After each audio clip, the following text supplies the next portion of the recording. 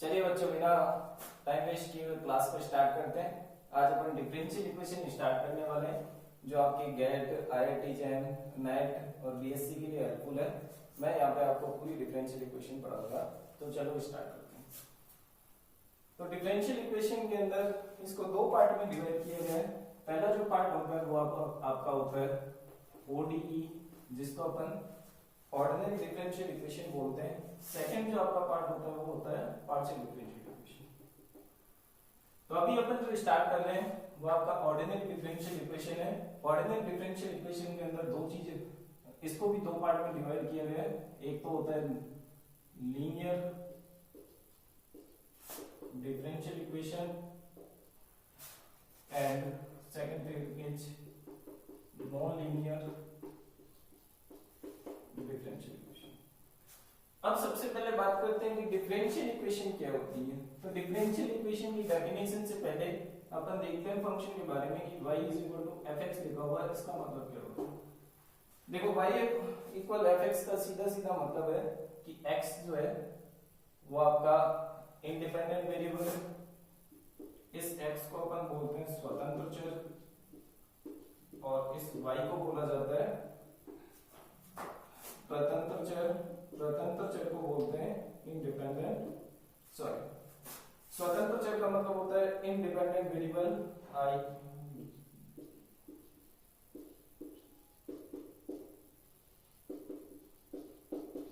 ये आपका independent variable कहलाता है, और जो y जो होता है उसको अपन बोलते हैं डिपेंडेंट वेरिएबल। यानी ये जो y है वो आपका किस पे डिपेंड कर रहा है, x पे डायरेक्टली डिपेंड कर रहा है।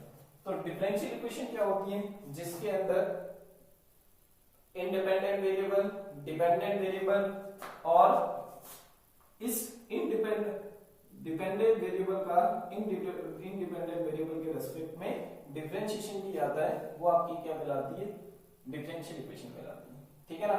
और ऑर्डिनरी डिफरेंशियल इक्वेशन के अंदर क्या होगा, ओनली फॉर एक ही डिपेंडेंट वेरिएबल x के रेस्पेक्ट में डेरिवेटिव गिवन होंगे। पार्शियल डिफरेंशियल इक्वेशन में क्या होगा, x और y दोनों के अंदर आपको डेरिवेटिव गिवन होंगे। तो ये तो बात हो गई डिफरेंशियल इक्वेशन की। लीनियर डिफरेंशियल इक्वेशन क्या होती है, ऐसी इक्वेशन जिसके अंदर dy by dx एक ही फॉर्मेट में आएगा। जैसे मान लो आपको एग्जांपल के तौर पर दे दे dy by dx plus x square y equal x cube दे दिया। तो इसके अंदर dy by dx की ऑर्डर 1 है, इसलिए ये मेरी क्या कहलाएगी, लीनियर डिफरेंशियल इक्वेशन कहलाएगी। उसके बाद ये तो इसका ब्रीफ रिव्यू हो गया। उसके बाद इसके अंदर जो नई चीज आती है वो आती है कि ऑर्डर और डिग्री क्या होती है। तो आई थिंक ये आप समझ गए होंगे। उसके बाद अपन बात करते हैं कि what is the order and degree. तो देखो, ऑर्डर की डेफिनेशन होती है order of a differential equation. तो इसको अपन डिफाइन करते हैं order of a differential equation.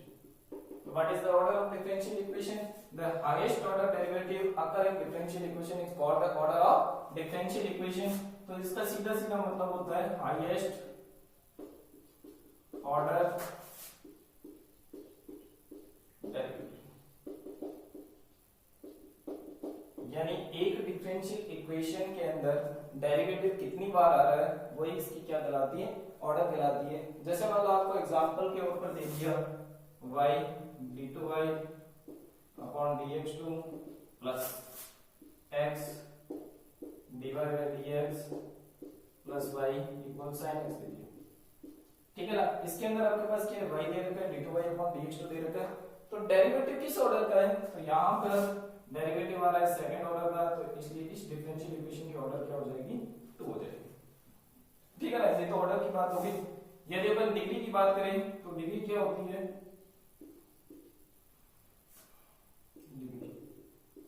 Degree होता है इसके अंदर देखो highest power degree of highest order derivative when it's free from radicals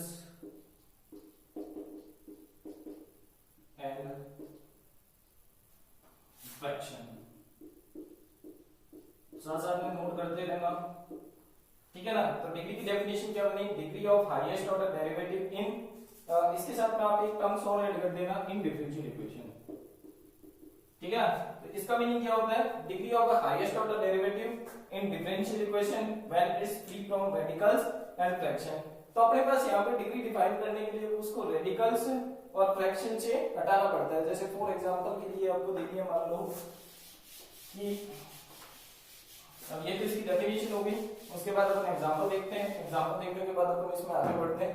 तो जैसे मान लो आपको दे दिया d2y/dx2, जैसे फॉर एग्जांपल आपको दे दिया जो बुक के अंदर दे रखा है उसी पे अपन डिस्कस कर लेते हैं। गिवन एग्जांपल है x dy/dx whole square plus y dy/dx minus 3y equal 0 दे रखा है। तो इसकी ऑर्डर की बात करें तो हाईएस्ट ऑर्डर डेरिवेटिव, तो डेरिवेटिव एक ही ऑर्डर का है इसलिए उसकी ऑर्डर 1 होगी, और हाईएस्ट ऑर्डर डेरिवेटिव की पावर कितनी है, 2 दे रखी है, तो इसलिए इसकी डिग्री क्या हो जाएगी, 2 हो जाएगी।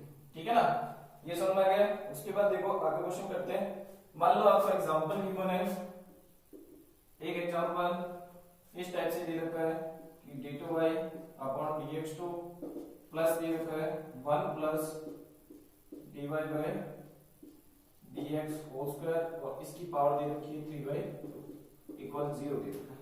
इस केस में अपन क्या करेंगे, तो इसमें अपने को देखो अभी लिखा था फ्रैक्शन से इसको हटाना होता है, तो उसको उधर ले जाते हैं तो ये नेगेटिव हो जाएगा, और नेगेटिव होते ही हो जाएगा 1 प्लस dy/dx होल स्क्वायर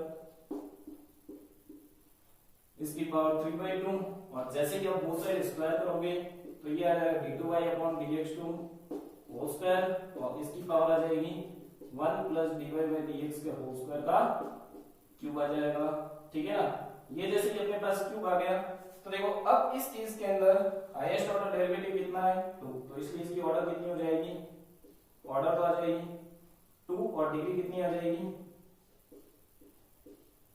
और एंड डिग्री भी इसकी देखो हाईएस्ट ऑर्डर डेरिवेटिव जो है उसकी पावर कितनी आ रही है 2, इसलिए इसकी डिग्री भी क्या आ जाएगी, 2 आ जाएगी। तो ये तो छोटा सा एक ऑर्डर एंड डिग्री का कांसेप्ट था, और उसके बाद अपन इसमें एग्जाम के अंदर देखो ऐसे क्वेश्चन मोस्टली कम ही आते हैं, क्योंकि बीएससी के अंदर आपको ज्यादा सॉल्व करना पड़ता है, इसलिए क्वेश्चन हमेशा लेंथी आएगा, इस बात का ध्यान रखिए आप। उसके बाद देखो डिफरेंशियल इक्वेशन जो होती है उसके सॉल्यूशन की बात करते हैं।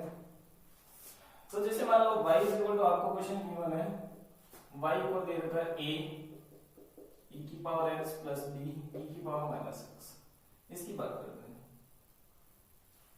देखो इस जनरल क्वेश्चन के अंदर अपने को क्या कहेगा कि डिफरेंशियल इक्वेशन का फॉर्मेशन बनाओ, यानी डिफरेंशियल इक्वेशन का निर्माण करो, जहां पे आपको दे रखा है y is equal to a e की power x plus b e की पावर माइनस x।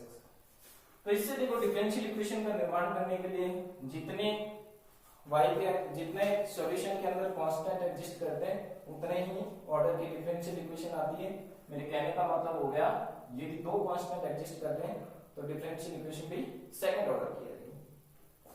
तो डिफरेंशियल इक्वेशन बनाने के लिए अपन इसका डेरिवेटिव कर देते हैं, तो dy/dx ये आएगा a e की पावर x e की पावर माइनस x का b e की पावर माइनस x हो गया, and second order derivative differentiate with respect to x, then this value is a e की power x plus b e की power minus x, ये आपका y बन गया,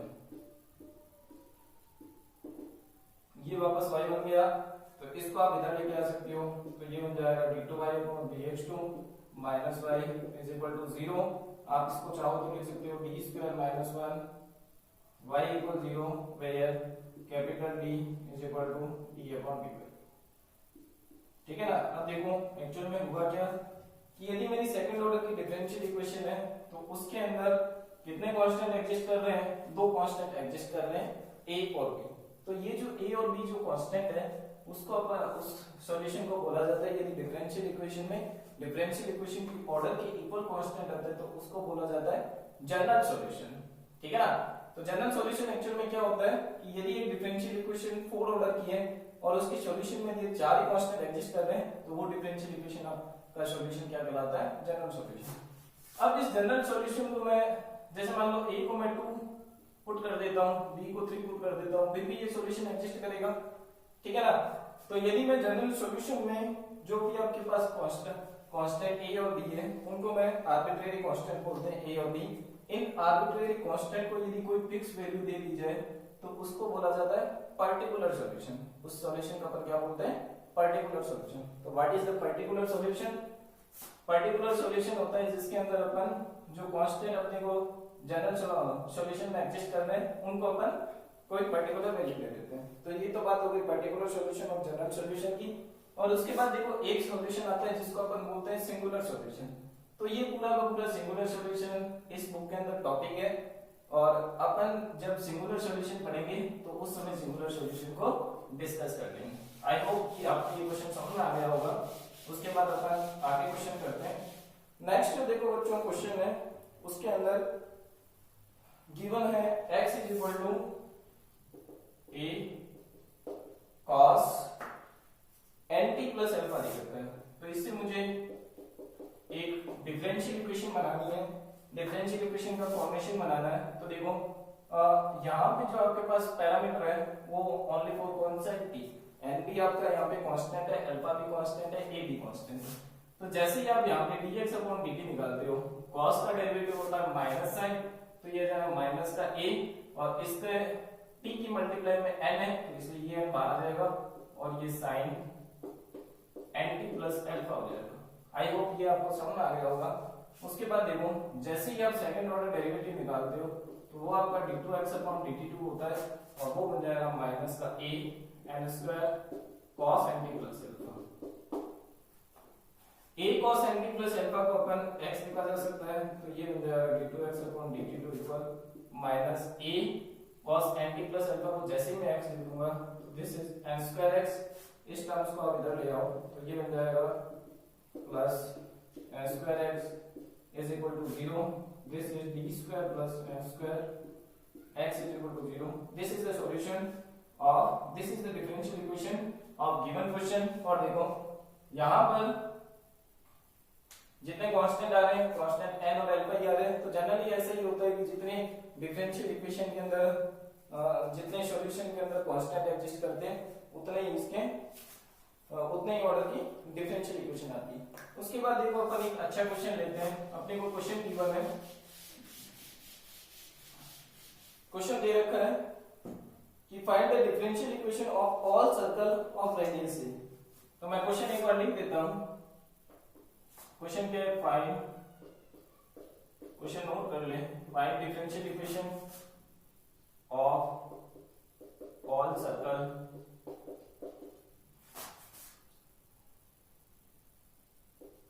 ऑफ रेडियस ए। हिंदी में भी बोल देता हूं कि जितने भी सर्कल है उन सबका डिफरेंशियल इक्वेशन बनाओ जिसकी रेडियस क्या दे रखी, r दे रखी।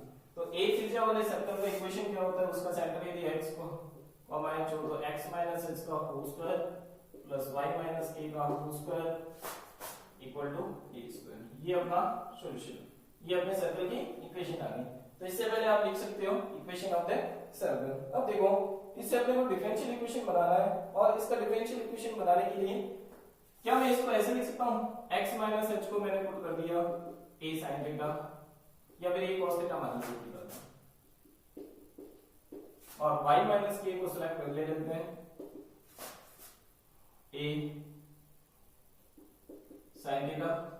दिस इक्वेशन इज कॉल्ड, जब आप x माइनस h की जगह a cos थीटा पुट करोगे तो ये आएगा आपका a square cos square theta. y minus k की जगह जब आप a sin थीटा पुट करोगे तो a square sin square theta आएगा। जैसे ही आपका a स्क्वायर कॉमन आया ये sin square theta plus cos square theta बनेगा, sin square theta plus cos square theta बन गया तो ये आपका a square equal to a square आ जाएगा। तो इसलिए मैंने क्या किया कि मेरी सुविधा के लिए मैंने x माइनस h को a cos थीटा मान लिया, y माइनस k को a sin थीटा मान लिया। ये इसके पैरामीट्रिक कोऑर्डिनेट हो गए, ठीक है ना। ये बात समझ में आने के बाद देखो यहां से मेरे पास मुझे जो जो चीज चाहिए x माइनस h चाहिए, y माइनस k चाहिए, ठीक है ना। तो मैं इसको सॉल्व करता हूं। तो देखो इससे मैं क्या निकाल सकता हूं, इससे मैं dx निकाल सकता हूं। ये मेरा आ गया माइनस का a cos थीटा का डेरिवेटिव क्या होता है sin थीटा, ठीक है ना। और इसके साथ d थीटा आ जाएगा और dy बराबर कितना आएगा a cos theta d theta, ठीक है ना। तो what is dy by dx, dy by dx जो होगा, देखो इसमें इसका डिवाइड दे दो तो एक d थीटा तो कैंसिल हो गया, a से a भी कट जाएगा तो cos ये आ जाएगा मेरे पास cos थीटा अपॉन माइनस का sin थीटा। तो इसका मतलब जो आपका dy बाई dx है उसकी वैल्यू आ गई माइनस cot थीटा। ये समझ आ गया। उसके बाद देखो मैं इसका सेकंड डेरिवेटिव निकाल लेता हूं। तो इसका सेकंड डेरिवेटिव क्या आएगा, d2y upon dx2, d2y upon dx2 cot theta का डेरिवेटिव होता है माइनस cosec स्क्वायर थीटा। फिर अब देखो थीटा का भी करना पड़ेगा क्योंकि अपन x के रेस्पेक्ट में कर रहे हैं, तो ये d थीटा अपॉन dx हो गया, ठीक है ना। अब देखो क्या मैं इसको ऐसे लिख सकता हूं, d2y अपॉन dx2 इक्वल ये माइनस माइनस प्लस हो गया, cosec स्क्वायर थीटा जो होता है वो आपका 1 प्लस cos स्क्वायर थीटा होता है। आई होप ये भी बात आप जानते हो, है ना। और d थीटा अपॉन dx कितना है, देखो यहां से यदि आप निकालते हो तो dx अपॉन d थीटा जो होगा वो आपका माइनस का a sin थीटा आएगा, है ना। और जैसे कि आप d थीटा अपॉन dx निकालोगे तो ये उल्टा हो जाएगा, minus 1 upon a sin theta हो गया। तो इसकी मैं वैल्यू पुट कर रहा हूं यहां पे, तो what is d theta upon dx, this value is minus 1 upon a sin theta. I hope इतनी भी बात आपको समझ में आ गई होगी। उसके बाद देखो क्या ये sin थीटा ऊपर जाते ही cosec थीटा बन जाएगा, तो ये इस वैल्यू को भी लिखा जा सकता है d2y अपॉन dx2 इक्वल ये आ जाएगा माइनस 1 अपॉन a, ये बन जाएगा cosec थीटा और ये वैल्यू आपकी 1 प्लस cos स्क्वायर थीटा है। आई होप इतना आपको समझ में आ गया होगा। मैं इस क्वेश्चन को उधर ले लेता हूं ताकि कुछ, वैसे तो ये क्या है थोड़ा लेंथी है, तो देखो d2y अपॉन dx2 ये जो वैल्यू है देखो माइनस 1 अपॉन इधर पड़ा है, इसको अपन हटा नहीं सकते, cosec थीटा को मैं लिख सकता हूं under root 1 plus cos square theta and this value is also 1 plus cos square theta. What is cot theta, cot theta is minus dy by dx, तो मैं इसकी वैल्यू पुट कर रहा हूं देखो यहां से from equation 1। What is dy by dx, minus cot theta, तो जैसे ही आप cot स्क्वायर थीटा करोगे तो ये आ जाएगा 1 प्लस dy बाई dx का होल स्क्वायर। आई होप ये भी आपको समझ में आ गया होगा। अब जैसे ही देखो आप cot स्क्वायर थीटा रखते हो तो ये 1 प्लस dy बाई dx का क्या हो गया, होल स्क्वायर आ गया, okay. This power is 1 and this power is half, 1 plus half को ऐड कर दूं तो जैसे ही आप इनको ऐड करोगे तो ये जो वैल्यू है आपके पास वो बन जाएगी minus 1 upon a, this value is 1 plus dy by dx whole square, इसकी पावर 3/2 होगी। तो आप इस 3/2 को पावर को हटा सकते हो या फिर आप बोथ साइड स्क्वायर भी कर सकते हो। जैसे ही आप बोथ साइड स्क्वायर करोगे ये आ जाएगा d2y upon dx2 whole square is equal to 1 upon a square and this is 1 plus dy by dx whole square and this power is 3। क्यों, क्योंकि बहुत सारे स्क्वायर कर दिया, स्क्वायर करते ही इसको इधर ले आओ तो ये आपका सॉल्यूशन आ जाएगा 1 plus dy by dx whole square, इसका क्यूब आ गया एंड ये इधर चला गया, ये आ जाएगा a square d2y upon dx2 whole square. तो आई होप ये आपको समझ में आ गया होगा, ये इस क्वेश्चन का आंसर आ जाएगा। आई होप कि ये चीजें, ये क्वेश्चन जो है वो आपको समझ में आ गया होगा। मैं इसको एक बार और एक्सप्लेन कर देता हूं। देखो इस क्वेश्चन में इसने कहा find the differential equation of all circle of radius a, एक त्रिज्या वाले सभी वृत्तों के कुल का अवकल समीकरण ज्ञात कीजिए। तो एक त्रिज्या जिसकी रेडियस ए दे रखी है उसकी इक्वेशन होती है x minus s whole square plus y minus k का whole square is equal to a square। When I put x minus h equal to a cos theta and y minus k is equal to a sin theta। तो जैसे देखो ये parametric equation है और parametric equation में आप dy by dx find करना जानते हैं, तो मैंने यहाँ से dx निकाल लिया, यहाँ से dy निकाल लिया, दोनों को डिवाइड दिया, दोनों को डिवाइड देते dy by dx की वैल्यू माइनस का cot थीटा आ गई। उसके बाद मैंने d2y अपॉन dx2 निकाला, cot थीटा का डेरिवेटिव किया तो माइनस cosec स्क्वायर थीटा हो गया। मैं with respect to x derivative कर रहा हूं, तो जैसे ही आप थीटा का डेरिवेटिव करोगे वो आपका d थीटा अपॉन dx आ जाएगा। This is d2y upon dx2. What is cosine square theta? This is 1 plus cot square theta. ये आइडेंटिटी होती है. d theta upon dx की वैल्यू देखो यहाँ से निकाल ली, वो वैल्यू अपन ने पुट कर दी. ये आ जाएगा -1 upon cosec थीटा, क्योंकि sin थीटा जैसे ही आपका ऊपर गया वो आपका cosec थीटा हो गया. 1 प्लस cot स्क्वायर थीटा को मैंने एज इट इज रख दिया. देखो यहाँ से आप जैसे स्क्वायर करोगे तो cot square theta divide by dx का cos स्क्वायर आएगा, उसको अपन ने यहाँ पे पुट कर दिया. Then d2y upon dx2 is equal to -1 upon a. This is under root 1 plus dy by dx whole square and this is 1 plus dy by dx whole square. देखो ये आपकी पावर 1 है और ये आपकी पावर हाफ है, और 1 और हाफ को जब आप ऐड करते हो तो ये पावर आपकी 3/2 बन जाती है. ये दिख रहा है ना, क्योंकि यदि आप इसको x मानते हो अंदर वाली पूरी टर्म इसको, तो ये आपका x की पावर हाफ बनेगा, यानी रूट x कह सकते हो. ये आपका ओनली फॉर x बन गया. तो ये कुछ इस टाइप से बन गया रूट x इनटू x. तो दिस इज x की power half and this is x की power 3/2. and what is x? This is 1 plus dy by dx whole square. So this value is -1 upon a 1 plus dy by dx whole square power 3/2.